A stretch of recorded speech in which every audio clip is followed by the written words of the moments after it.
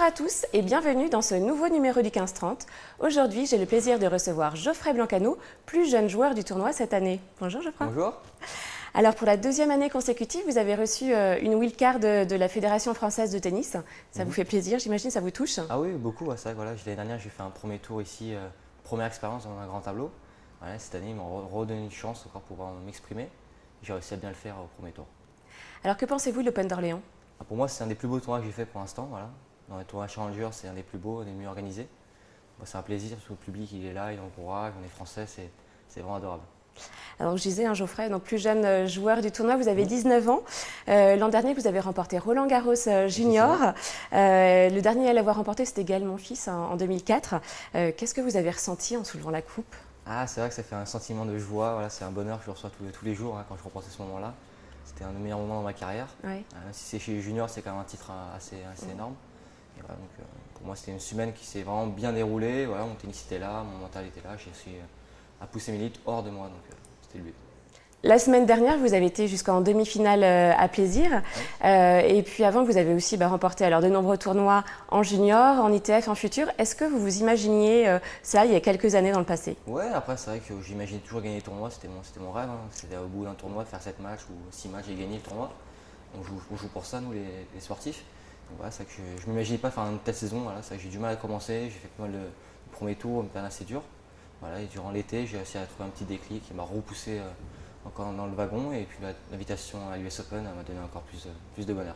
Alors justement, l'invitation à l'US Open, donc premier grand chelem, est-ce que c'est différent vraiment des autres tournois que vous avez pu faire? C'est différent, j'ai jamais joué à top 100 de ma vie, la première fois j'étais dans le grand bain, comme on peut dire, donc j'étais un peu de pression, je ne me sentais pas vraiment à ma place, j'ai eu du mal à me mettre dedans. Je fais une super expérience, même si le match était un peu dur au niveau sévère au niveau du score. Je prends un max de plaisir, je fais beaucoup d'expérience et je pense que la prochaine fois je ferai encore beaucoup mieux. Quels sont vos liens avec les joueurs qu'on qualifie de la nouvelle génération comme vous? Voilà, nous on s'est toujours joué en junior, on se connaît bien. Depuis j'ai 14 ans on tourne ensemble, donc on peut dire qu'on est des amis. Voilà, mais après c'est vrai que sur le circuit mondial on ne peut pas toujours être amis, avec beaucoup d'adversaires, donc c'est compliqué la relation. Alors cette année, vous avez décidé de quitter votre staff de la FFT pour rejoindre l'équipe de Thierry Ascione, qui est l'entraîneur de Jo-Wilfried Tsonga. Pourquoi est-ce que vous avez voulu ce changement et puis qu'est-ce qui vous apporte de différent? Voilà, c'est vrai que j'ai changé de staff. Je pense qu'on a fait trois bonnes saisons avec eux. Voilà, c'est vrai que les discussions étaient un peu moins, on avait moins de contact. Donc voilà, je préférais changer, couper et repartir dans une nouvelle routine.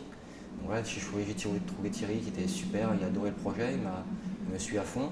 Voilà, et puis l'avantage c'est que j'ai un super staff autour de moi, voilà, on arrive bien à discuter, on est ensemble et je peux encore beaucoup progresser grâce à eux. Alors vous avez votre papa qui est votre manager. C'est important pour vous d'avoir quelqu'un de votre famille qui vous encadre comme ça? Oui, c'est vrai que c'est important. Voilà. C'est mon père qui me suit beaucoup, mais aussi mes parents, mon frère, ma mère qui suivent derrière moi, qui me suivent au projet, même s'ils ne sont pas sur le site même. Mais c'est vrai que pour moi c'est important d'avoir un lien familial derrière le projet. Parce que c'est vrai qu'en étant joueur, on part beaucoup, on est souvent loin de chez soi, donc ça vous permet d'avoir un petit peu d'être ancré. Oui, c'est vrai, ça te permet d'ancrer, mais même quand on est à la maison, ça fait bien aussi de retrouver sa famille, être derrière, puis on sait que tous les jours ils sont derrière eux, ils m'aident à un projet, ils me soutiennent, même sur les moments durs, dans le joie. Alors vous êtes très présent sur les réseaux sociaux, vous avez énormément de comptes. C'est important pour vous de tenir informés vos fans et puis de suivre vraiment tous ces nouveaux médias? C'est important, maintenant c'est vrai que tout passe sur les réseaux sociaux, tout ce qui est internet maintenant ça passe là-dessus. Pour moi c'est important de donner un peu de nouvelles, de savoir comment se passe sa vie sur le circuit et comment est ressenti de moi en tout cas en tant que joueur.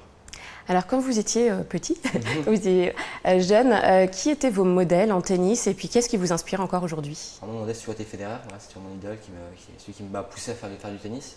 Voilà, et après c'est mon exemple, c'est plus Lucas Pouille, voilà, qui est un exemple français, qui est un très bon exemple pour tout ce qui est maturité, tout ce qui est joueur.